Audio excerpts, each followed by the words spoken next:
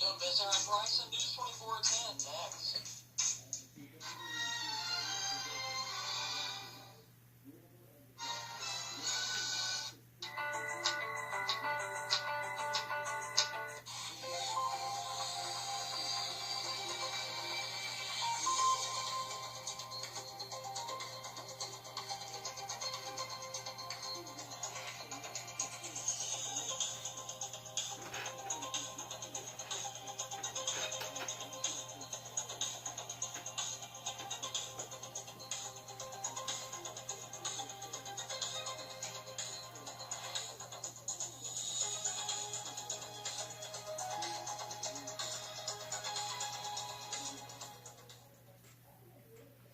Tonight, an Illinois state trooper talks Scots law, and the USDA is proposing a new rule for recipients of SNAP. Plus, a solar energy company that owns the old Kerwood plant in Murfreesboro moves forward with their plans to put a Bitcoin business there. We have those stories and more tonight on a Tuesday evening edition of News 24 at 10. Live, Little Egypt's breaking news source. This is News 24 at 10. And good evening. Thanks for joining us. We have a lot of news to get to tonight, but we begin with the weather, where more warmth is on the way. Here's Terry with the latest.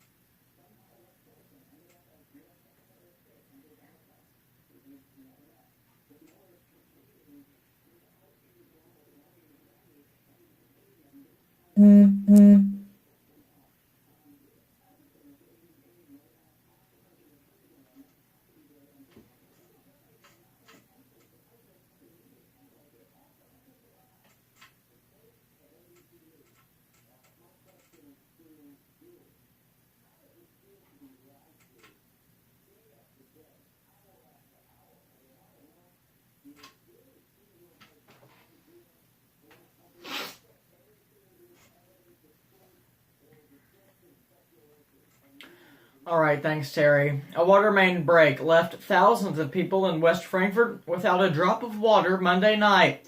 City officials say a third-party contractor was working on a road project and drilled too deep, damaging a water line.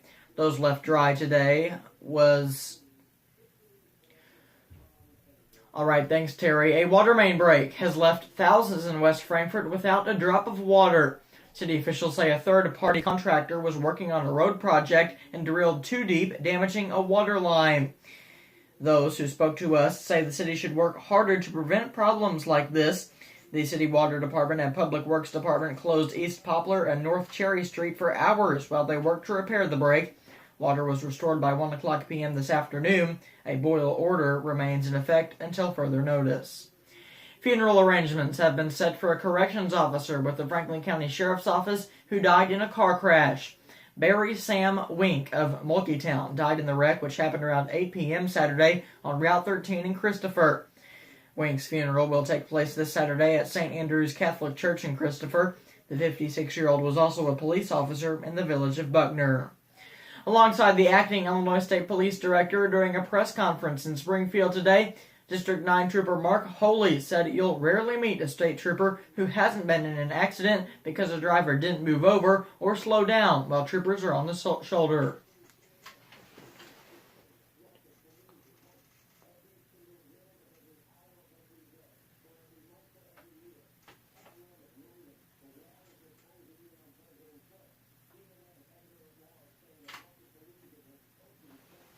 While on the job in central Illinois, Holy became the victim of another accident during winter weather.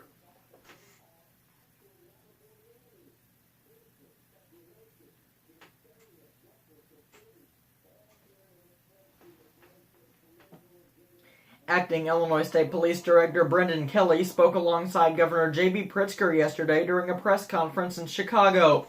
Kelly reiterated most of what he said Monday during today's talk in Springfield. Kelly spoke with the same urgency and loyalty toward the Illinois State Police deputies who can so easily fall victim of a violation of Scott's law. 14 state police squad cars have been totaled in 2019 alone. One deputy, Christopher Lambert, was killed in January in northern Illinois during severe winter weather when an SUV struck him on I-294 in Northbrook.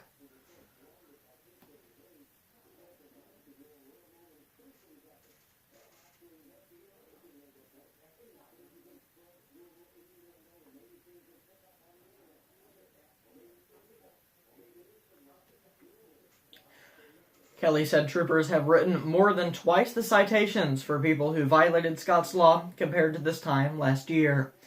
The USDA is proposing a new rule for recipients of the SNAP program. Under the proposed rule, able-bodied adults without dependents must find work within 3 months or risk losing their benefits. Cammie Horn with the Salvation Army of Southern Illinois says this rule could mean more hungry people coming through the door.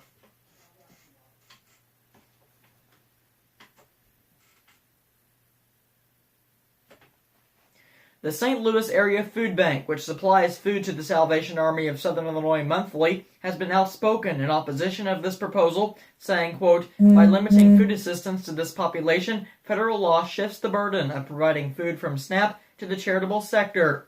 Horn says on top of the proposed change, families could see SNAP benefits come in a little later next month.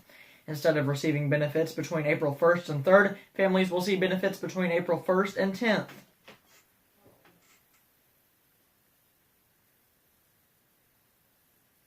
Horn says the Salvation Army will be ready to help, but families need to prepare by meal planning more carefully. A solar energy company that owns the old Kerwood plant in Murfreesboro moves forward with their plans to put a Bitcoin business there. Solar Alliance signed a letter of intent with New Yin Blockchain to help design and build a solar project which would then power the company's Bitcoin operation. Bitcoin is an online currency that competes with American dollars. New Yin plans to house a data center at the property on 9th Street. Murfreesboro Mayor Will Stevens says he's glad to see more businesses moving into old properties.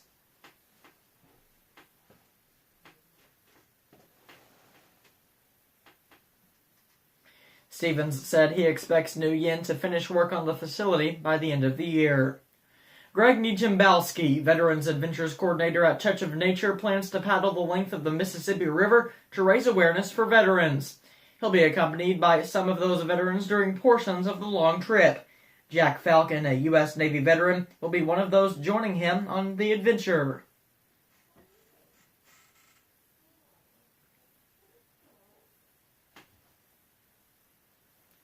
Falcon is a primary example of why programs like Touch of Nature's Veteran Adventures are essential to help veterans get back on their feet.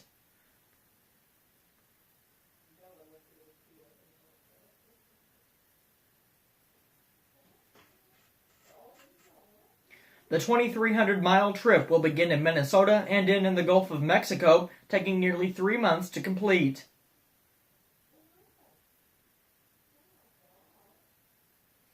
Nijimbowski will be teaming up with other veteran groups during the trip, including Marion's Team Red, White, and Blue.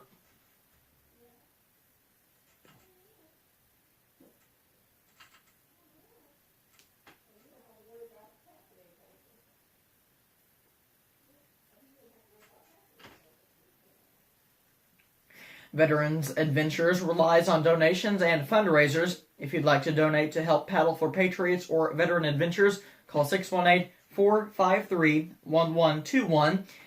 Fundraisers will also be held during the trip in St. Louis and at Devil's Backbone Park along the river. Much more local news, sports, and weather is next on News 24, but first, here's a look at your national headlines.